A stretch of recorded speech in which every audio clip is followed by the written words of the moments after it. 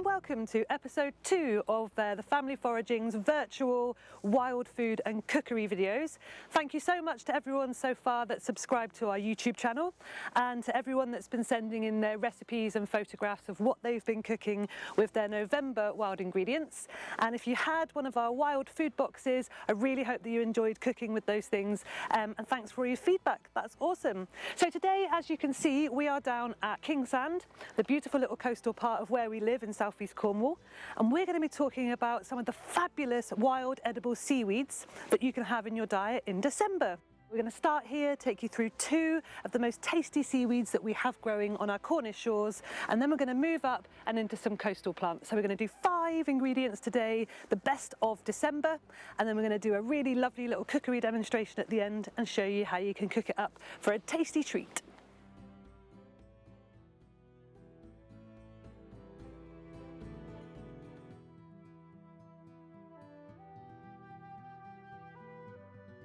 So here we are, number 1 on our wild edible list for December. Now obviously we are by the beach, and the wonderful thing about living on a coastal town is that we have over 800 varieties of edible seaweed growing right here.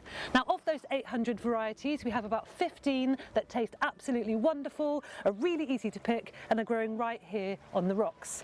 Now you might see that I'm holding or stroking very tenderly this lovely piece of seaweed in my hands. Now this is a really important ingredient if you have vegans in your household, if you're a vegan, if you really miss the taste of meat and you're craving it, you can look towards this. This is called dulse. Now dulse is being marketed as a vegan bacon, and it really does taste like bacon when you cook with it. Now if you look at the rocks here, you see that it's covered, blanketed in lots of different types of edible weed. Seaweeds here are edible, you can't go wrong, but you have to make sure you snip them from the rocks. You don't want to be picking something that's been floating in the water for a long time, or that's just washed up on the beach. Now seaweed is held onto the rock by what we call a holdfast, and that is like the root of the plant. If you pull that off the rock, the seaweed is going to die, so you must make sure you're harvesting responsibly. Held on by a holdfast, and this part is called the stipe. Now the stipe is like the stem on the plant. And then here, these bits that are waving here, these are called the fronds, and they're very much like the leaf of the plant. So when you're harvesting seaweeds, you want to take them and you want to cut through what I call the fronds. That allows the rest of the seaweed to grow back and keeps it sustainably harvested. But we're not going to be cutting this one. This is a rack. Racks are edible too. If you're interested in seaweed foraging, we have some walks coming up in January when we're out of lockdown. Please book on a course and I'll show you all of these magnificent seaweeds that you can eat. Today we're focusing on our vegan bacon, our dulse.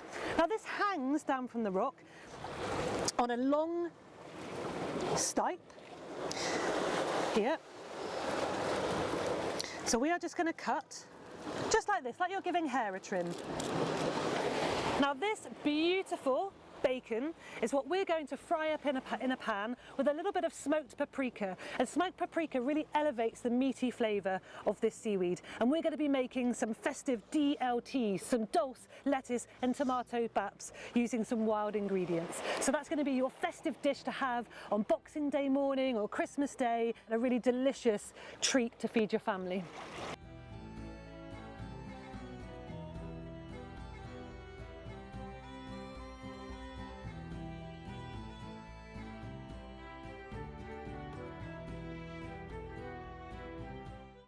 Number 2 on the list is a spice. Now not many people realise that we have spices growing on our Cornish rocks right by the sea.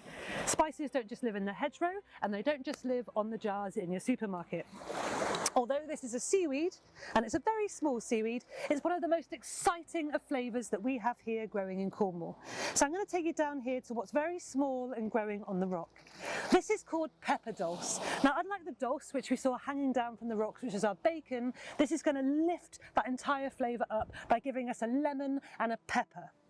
Now when you're harvesting pepper dulse, obviously it's very small. It's almost like if you imagine that you have a moustache on the rock, that you're trimming a moustache. So with your scissors, you come down, the holdfast of this is very small and hard to see. So you're literally just taking the small parts of the weed and you're cutting it off like trimming hair. Now it's quite important that you don't get the holdfast in when you're harvesting this, because it can be also quite gritty and you can have a little piece of sand. Now when you look at it closely, it looks a little bit like a very small fern. It's a brown seaweed. It's quite thick, but the great thing about this is you can nibble it almost fresh straight from the rocks. So you take a little piece and it's straight away lemon, pepper, salt. It's amazing. A nice thing to do with this is if you're frying eggs in the morning for your sandwiches, if you take a little piece of the pepper dulse and you put it into the yolk as the yolk is cooking, it will just infuse as it's getting yellower and more golden, and that will give the whole egg a beautiful natural pepper flavour with a slight hint of the sea. It's also really nice in stuffings, in dumplings, in breads, in crackers, on potatoes, in sandwiches, in stir fries, in everything. So just come down and pick your pepper dulse straight off the rock. You can also dry it and grind it into a ground spice, but it really is a truly remarkable flavour and a lovely gift that we have growing here on the Rame Peninsula.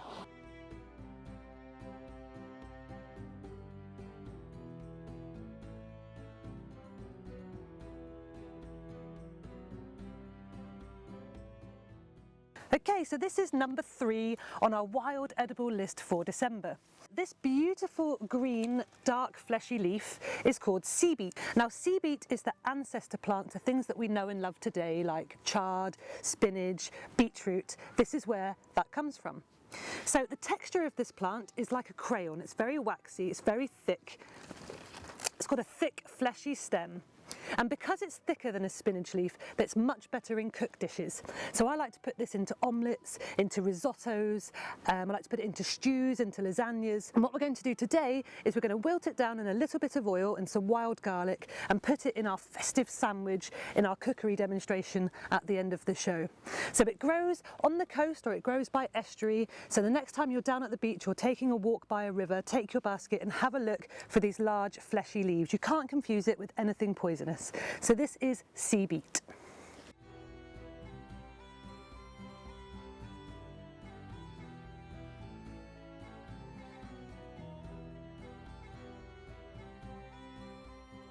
We're in December and this is a festive month where lots of you will be enjoying roast dinners, especially on Christmas Day. And what people don't really realise is that we have flavours in the hedgerow that can really represent some really obvious flavours that you have on your Christmas dinner that you might normally buy in a jar. So here we have a beautiful wild green called charlock. Now this is in the mustard family, it's a brassica, and when you see those fields full of bright yellow, the oilseed rape, this plant's in the same family. So when it's in flower you'll see these beautiful little yellow flowers on the top. Now charlock is quite a rough plant, so I always say that foraging is not just about your eyes, it's about all of your senses, and one of those senses is touch. So when you come to look at this plant you'll see that it's kind of rough, a bit like almost like the texture of a cat's tongue. It can get quite sharp towards the bottom of the stem, so when you're picking this plant you want to be picking the top parts. Now this is something that if you're not a fan of hot spicy food you probably want to avoid, because this tastes just like horseradish or wasabi. The reason why I love this plant for roast dinners is because when I take it and I put it in a pestle and mortar and I bash it down, I add a tiny little bit of olive oil, a tiny little bit of sugar, and I have a free horseradish sauce. Now that works really well with roast potatoes. If you eat meat, it works well with chicken or pork dishes, or it's just really nice slathered all over a nut roast. It works really well with Asian dishes. So if you're doing a sushi or you're doing a Chinese stir fry or a Japanese curry, then you can have this a bit like wasabi on the side.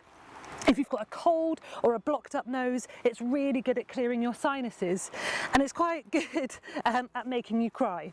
So the way to eat it, I find, is a bit like when I lived in Japan, how they taught me to eat wasabi, and that is to make sure you breathe through your nose as you're chewing. So what I like to do if I'm trying this raw, or if you were with me on a foraging walk now, I'd be giving you all a little piece to try, is take a little piece of the plant, give it a chew, and that will grow and get spicier and hotter, woo, and hotter, and breathe through your nose, and then it will get sweet on the palate, so you get this beautiful sweet flavour coming through with that lovely hot horseradishy spiciness on the top.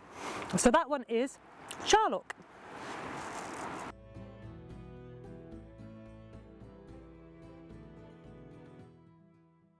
Okay, so moving on to our final wild edible of December before we get cooking, and that is with something that's a little bit more tricky than what I've shown you before. Now, I don't want anyone to be scared of the hedgerow. 99% of it is edible and we can eat, and it's delicious and is your culinary oyster. But there are some plants out there that can hurt you.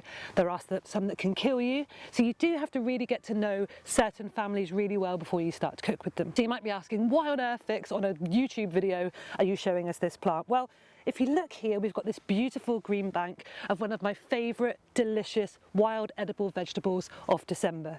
And the reason why I think it's really important to show you this one, especially if you live here in southeast Cornwall or on the Cornish coast, is because it's one of our most prolific, most abundant free vegetables that we have on offer.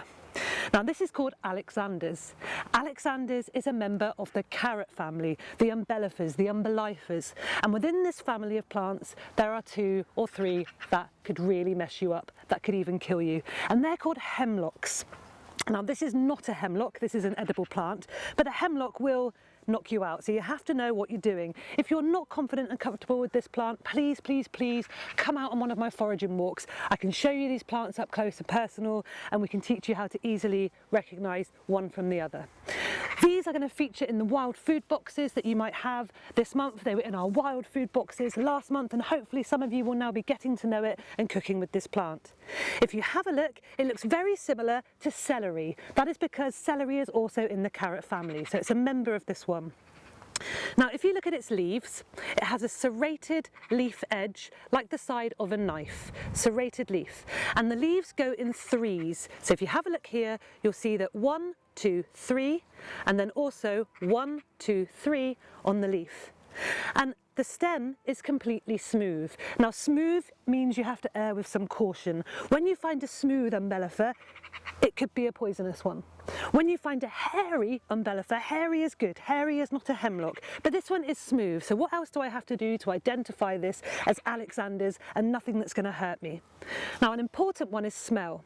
When you crush an Alexander stem and bring it to your nose, it has a really strong perfumed smell, a bit like asparagus crossed with celery, and it has got a very floral note to it as well.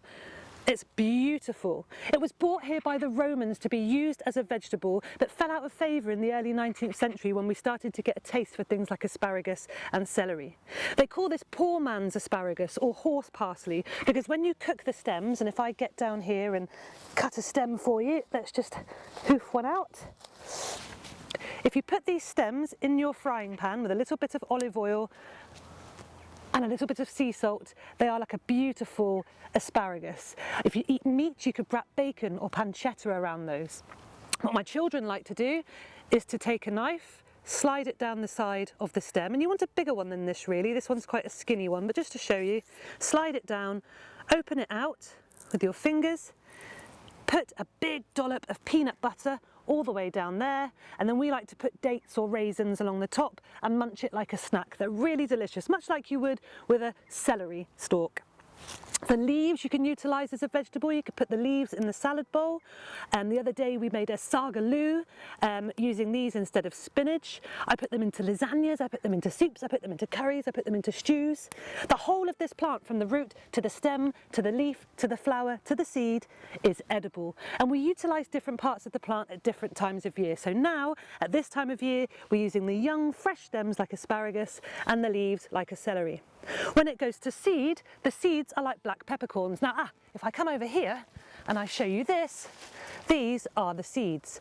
Now, Alexander seeds, when they're green, we use as green peppercorns, and when they're black like this, we use like black peppercorns. All you do is put them into your spice grinder, and you can either mix them with black pepper or have them on their own, and you get this very spicy floral pepper. So we can also eat the roots. You must get permission from a landowner before you dig up any roots, but the root on the bottom is a large tap root and has a similar flavour to sort of a parsnip, like a celery-like parsnip flavour. They're really unusual. So they're going to feature in your boxes this week. Please have a look out for them. Do not pick this plant if you're not confident with this family. Come out on a foraging walk with me. You can come out for free if you live on the Rame Peninsula and get to know this family really well. Right, we're going to go now and start cooking up some beautiful festive delights and show you how to do that with the ingredients we found today. Welcome to the second of our cookery shows in December. And today we're going to be cooking a festive kind of sandwich using our vegan bacon. So here we have some dried dulse. I came down yesterday with my children and we picked some dulse off the rock. Now here is the fresh dulse. If you are using fresh dulse, you are going to have a soft bacon texture, almost like when people don't like it crispy on the outside and they like it soft. That's the kind of texture you're going to get. So when you're using fresh dulse, I actually prefer to put it in things like soups and stews to get the meaty flavour running through the dish. If you're cooking a fried dulse sandwich and you like crispy bacon, I would recommend that you dry your seaweed first. So how do I dry it? Well, I have a dehydrator at home, which is essentially a box with shelves, and you plug it in the wall and it takes about 10 minutes to dry. If you don't have such a gadget, but it's December, so ask Father Christmas, then you can put it in the oven. Put it on a baking tray and spread it out, put it on a low heat and slightly have the door open. Prop it open with a wooden spoon for about 10 minutes. Keep checking it. You don't want the seaweed to burn, to catch or to cook. You're just removing the moisture. If it's a nice bright sunny day, you can peg it on the washing line. But don't forget it's there. Make sure you have it nice and crispy. So I've got my crispy bacon. Now, instead of lettuce, we are going to be using our sea beet. So this was the nice waxy green that we got earlier on the beach. And we're going to fry that up in a little bit of oil, and that's going to be a layer in our sandwich. And then to give us a little bit of spice and a little bit of fire, we're going to use our charlock. And we're going to just put that on fresh, lay it on top, and that's going to give us a mustardy, wasabi kick to the sandwich itself. And then we've got some white buns which we're going to put it into, and we've got some onion marmalade which I made. I've got a preserve with me, and some good old ketchup in case you're a Luddite like me and you like ketchup on your sandwich. So what we're going to do is we're going to put on the pan, get that nice and hot, put in some oil. I've just got some olive oil. You can use any oil. I always say don't rush out and buy what you don't have. Use what you have. You could use butter if you've only got butter in the house. If you really don't want to use oil, you could probably get away with it, but it does make it taste nicer with a bit of fat. Fats are not bad. Some fats are good. So I'm going to take some of my crispy seaweed bacon. Just going to give it a little chop. Scissors are good for doing this rather than a knife. When you get your seaweed home from the beach, before you dry it, give it a wash in some fresh water. Never leave seaweed submerged in water. What happens is it breaks the cell walls, it will bubble, and then it will burst, and it will release a slimy sort of substance, which is really good if you want to use seaweeds in cosmetics, so if you're making soaps and shampoos and things, but it's not a nice texture if you're eating it. So a quick rinse, just to make sure you've got rid of any sand or little sea creatures. Press it between tea towels or a kitchen roll, and then you want to dry it from there. So this is nice and dry. Now that oil should be getting hot. We are cooking on a rock, there is wind, and we are cooking on a tiny little gas stove, so it may take a while to heat up. Obviously if you're doing this at home in the kitchen, that oil is not going to take long at all to heat up. Now this is where it gets really fun and really cool, and it's like a science experiment. So if you've got children, get them over to the pan. You want to make sure you can see in the pan here, because when I put this brown seaweed into the oil, it's going to change colour into a bright emerald green. Okay, so I'm going to put the seaweed in the pan.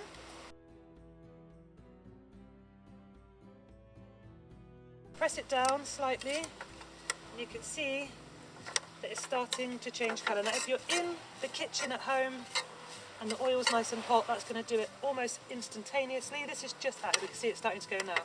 It's getting a lighter brown and now turning green. Okay, push it down.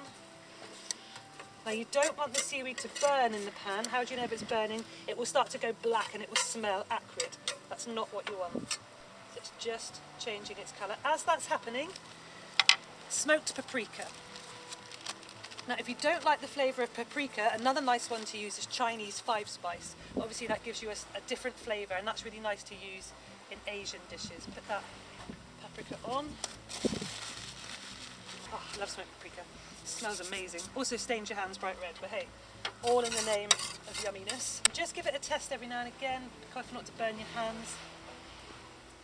It's getting there, almost there. And that's ready to go. How quick was that? So turn the gas off. So I'm going to take the seaweed out of the pan.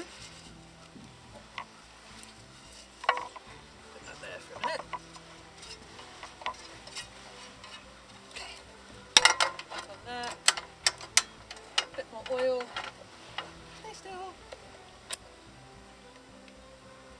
to work down that seaweed so it's not too thick and fleshy.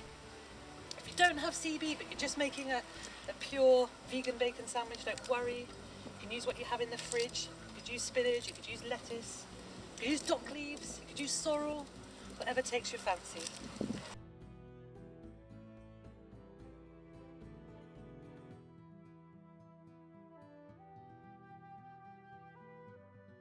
Right, in we go. Lovely. Not too long, I don't want to cook them to death. Just want to soften them up a little bit. And actually that's soaking up some of those nice bacony paprika flavours too, which is no bad thing. Okay, I think that is enough. So now we can start making our sandwich. Marmalade chutney, just 'cause I love it. I love sweets. When you're layering up a sandwich, it's like layering up any dish. You need to have a mixture of flavours. Bacony, smoky, spicy, salty, yum, sweet. I could go on. Right, put that on there. There is our lovely seaweed, full of iron, really good for you, and 100% for free. Not covered in plastic, not covered in chemicals. What could you go wrong with that? Right, so now on with our lovely crispy bacon. Okay. Oh, we're going to put our spicy charlotte leaves on there, so let's move that on the board. Move that pan so that you can see. Spicy charlotte leaves. Just going to lie those on the top.